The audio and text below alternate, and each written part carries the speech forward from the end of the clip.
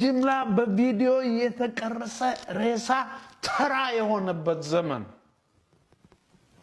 አንድ ሰው ደግሞ በዚህ ዘመን ውስጥ አልተጠየቀም አቶ ሽመልስ አብዲሳ በሚመሩት አገር በኦሮሚያ ክልል ይሄ ሁሉ ሰው ሲያልቅ አንድ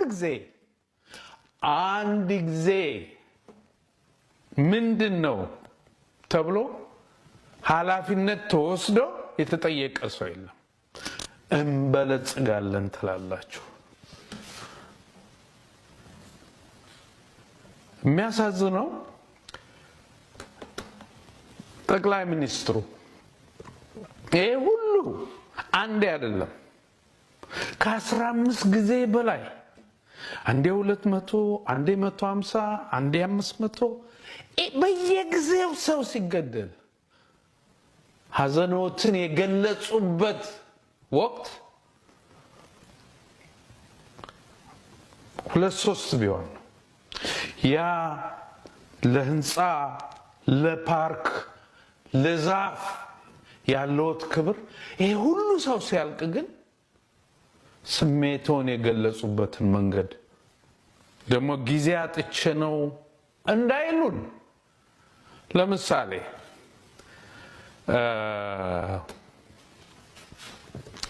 እርሶ ራስዎት በተለያየ ጊዜ እንደኔው እንደ ተራው ዜጋ ያማራሉ እንጂ ጠቅላይ ሚኒስትር አብይ እርምጃ አልወሰዱም በተጠያቂነት አንድ ሰው አላቆም እንዲያውም እየመጡ የውጭ ኃይሎች እንትኖች መሪ ሲኮን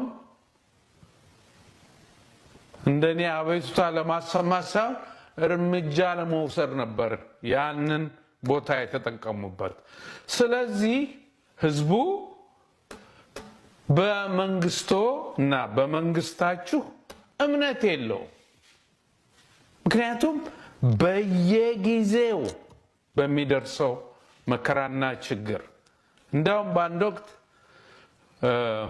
እነዚህ ዜጎች ሲሞቱ ያሉትን ያስታውሳሉ እንዴት ያቅተውታል እንደመሪ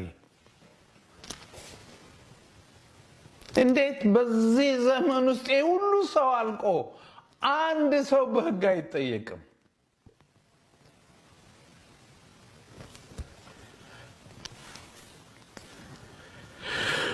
የሚናገሩት ሁሉ ጊዜ ይጋጫል ስለዚህ ህዝቡ እምነት የለውም አዲስ አበባ ዙሪያዋን በማጠር በሌሊት ዜጎችን እላቸው ላይ ቤት በማፍረስ ብልጽግና እንዴት ይመጣል እንዴት ለሰላም በኩልነት መኖር እንዴት እንዲህ አይነት ነገር ያመጣል የኢትዮጵያ ህዝብ የጠየቀው በኩልነት በሰላም እንኖር ነው እኮ በ5 አመት ውስጥ ይሄን ያህል ሩጫ ዘረፋው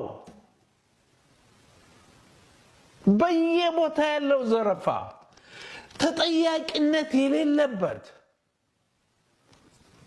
የሚገርም በአዲስ አበባ ዙሪያ ብዙ ባቀረብኩ ደስ ይለኝ ነበር ወይዘሮ አዳነች አቤቤና አቶ ሽመልስ አብዲሳ በጋራ ስለ ኦሮሚያና ስለ አዲስ አበባ ተነጋግረው የሚወስኑት ውሳኔ እንዴት ብሎ ነው ሌላውን ህዝብ ሊያስደስት የሚችለው የሌላው መብት እንዴት ይከበራል በሚያሳዝን መልኩ ደግሞ የኦሮሚያ ፖሊስ አዲስ አበባ ውስጥ የፈለገውን ሰው ወስዶ እስር ቤት ከቶ የፈለገውን ያደርጋል ስንት ግን ይሄ አርሲ ላይ ያደረጓት ነገር ስለተፈለገች ነው ዲዛይን ተደርጎ አሁን ብቻ አይደለም እኮ ባለፉት 2 አመታት ወለጋ ላይ ግድያ እንደቆመ ቀጥታ ወደ አርሲ ነው ይወሩ ወለጋ ላይ ሰው ሲያጨርስ የነበረው ኮማንደር ሻሎ pay attention to this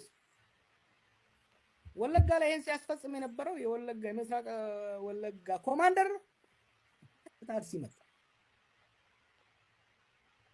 ያንተን ሰፈር ደግሞ ሰውዬ ደግሞ ልንገር ይሄን ሲሰራ መቼም ያው ለቤተሰብ ትፈራለህ እንጂ የሊሙና ብልብሎ ሰዎች ታቁታላችሁ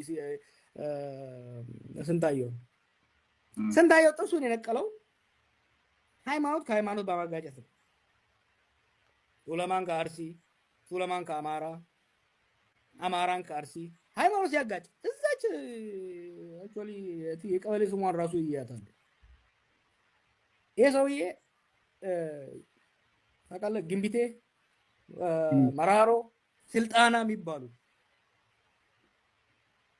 አይ ወንት ዳት ፋር ቱ ኢንቨስቲጌት ምን ብሎ ያስወራል መሰለህ? ለምሳሌ ስንታየው ተራ አስተዳዳሪ አይደለም። ስንታየው እነ ጌታቸው አሰፋ ያሰለጠኑት ነባር የደህንነት ሰው ነው። ተራ ካቢኔ ሆኖ የዞን ሰዎችን ያዝ ነበረ በኢህአዴግ ጊዜ። አሁን ሰሞኑን ምን ብሎ ያስወራል?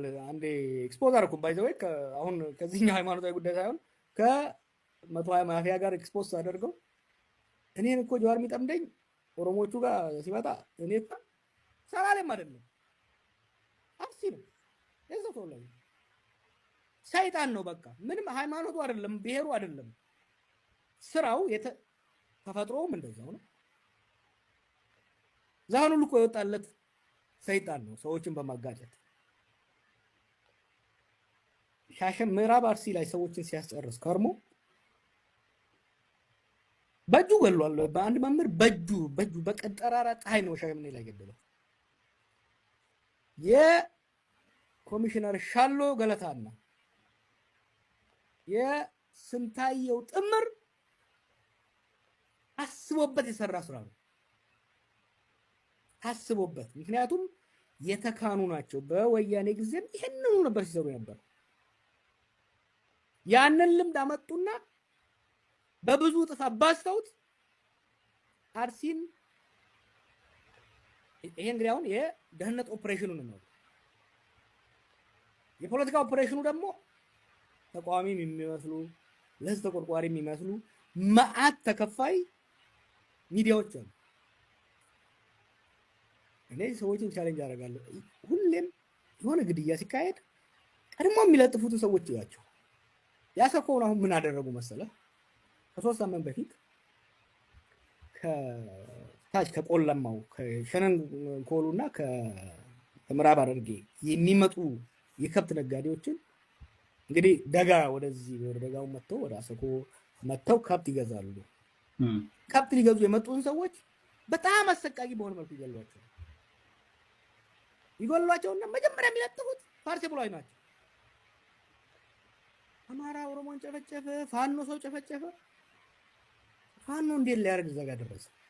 ምንድነው ያደረጉት መሰለ? እዛም እዚህ ወደ